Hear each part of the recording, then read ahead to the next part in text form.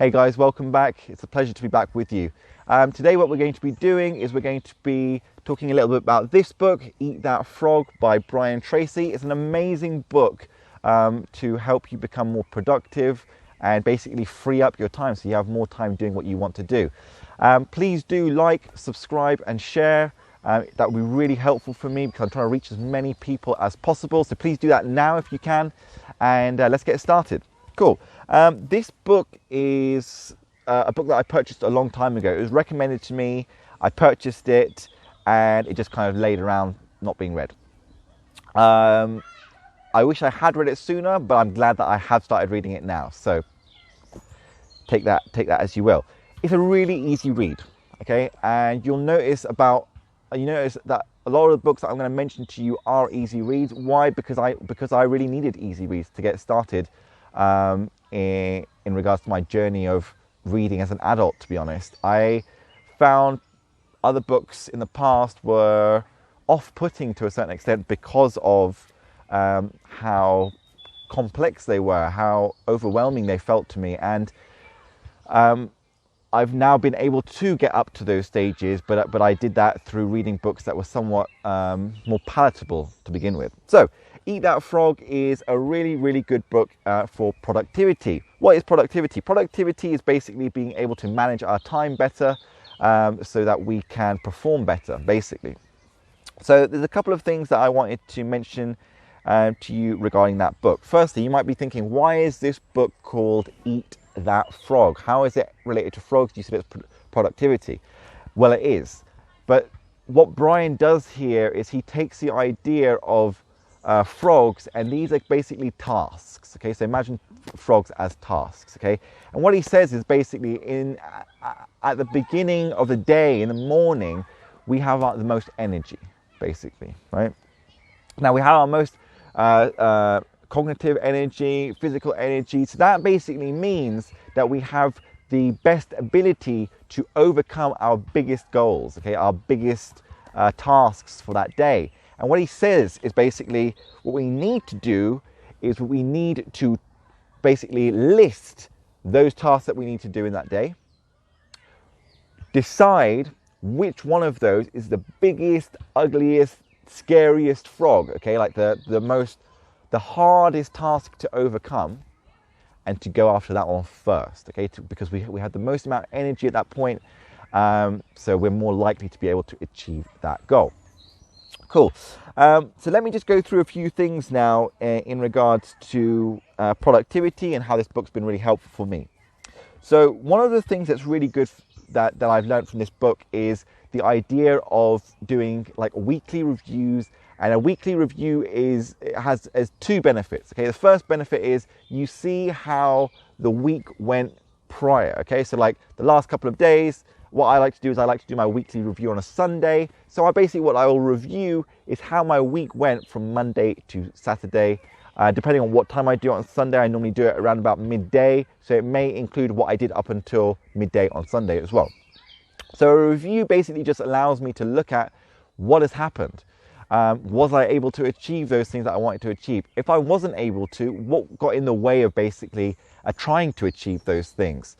So that's one aspect of the weekly review. But that other aspect, which is really important, is setting those goals for that following week until that next Sunday at midday for me personally. Yep. So that was one of the things that I had learned previously from a coach, from someone who's very close to me, but it was kind of re-underlined, re-highlighted, however you want to put it, in this book. Cool. Next thing is, on a daily basis, in the evening, deciding what the next day's tasks are going to be, and then deciding out of those, what are the three biggest frogs, ugliest, scariest, etc., etc., etc., frogs. If I achieve these three and none of the rest, for example, that would have been a really good day, okay? A lot of the time what happens, and Brian mentions this in his book, is that we end up doing lots of tasks that don't actually need to be done, or maybe they do need to be done, but they could have been done by someone else, and we're not basically using our energy as best as we can. Because if we spend 5, 10, 15 minutes 20 minutes, an hour, 2 hours, 3 hours doing tasks that aren't really that important, they all still take energy, and they give us less energy to get on top of those really big scary goals, yeah, or big scary tasks. Okay, cool. Yeah, next thing that I found really helpful as well is chunking. Okay, so like chunking up certain tasks that I need to do.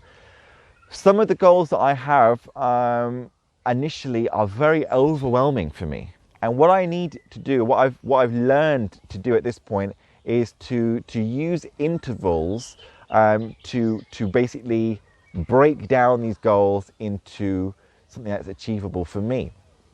What I personally like to do at the moment is I like to use an interval timer on my mobile phone, and I will set 5 minutes on, 5 minutes off. So 5 minutes work, 5 minutes off. And you might be thinking, well, how much work can you really get done in 5 minutes? Trust me, if your sole focus is on one specific task for 5 minutes, you'll get a whole lot more done than if it was 15 minutes or 20 minutes or sometimes even half an hour, believe me, even that much, of unfocused, kind of being distracted by music, being distracted by your phone, being distracted by your thoughts, all these sorts of things, right? So yes, I have a lot of switching on, switching off, but I found it really beneficial for me. Now, everyone's going to work on it differently, right? But for me, I found that really helpful. If you want to go with a more standard technique in regards to productivity and setting intervals, look into the Pomodoro technique. That basically is very similar to what I'm talking about here. However, you'll have longer work times and shorter break times, okay? What I like to do in my break times, I like to listen to certain TED Talks to do with mindfulness, to do with creativity, to do with diet, all these sorts of things. So yes, those 5 minutes are downtime from that specific frog that I'm basically trying to eat, but they are also benefiting me. Yep, cool. And yeah, one more thing as well that's been really helpful from this book, and I just want to read it from the book itself for this particular thing, and it's basically about breaking down your tasks. So it says here, take it one oil barrel at a time. And here is the story.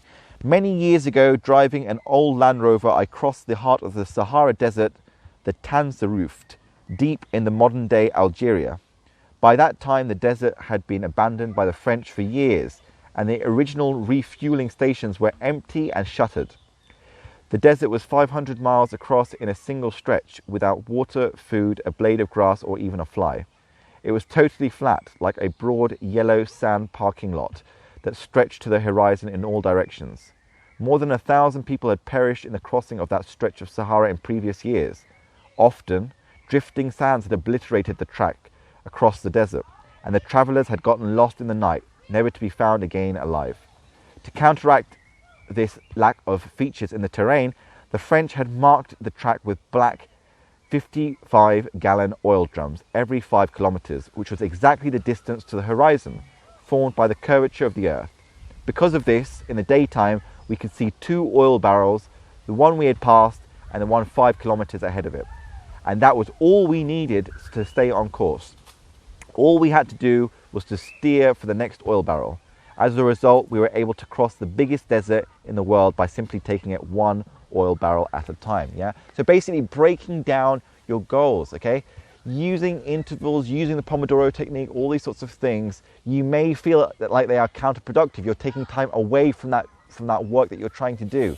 It's not counterproductive. It's actually going to give you more energy, the energy that you do need to achieve those goals that you want to achieve in a much healthier way as well. Yeah, cool. So this book is called Eat That Frog. I really do suggest getting it. I think it's probably going to be around about 10 to 12 pounds on Amazon. Amazing purchase, very easy to read, and just full of value basically. So I really do suggest that. I'm going to put it in the description below. Please do like, subscribe and share.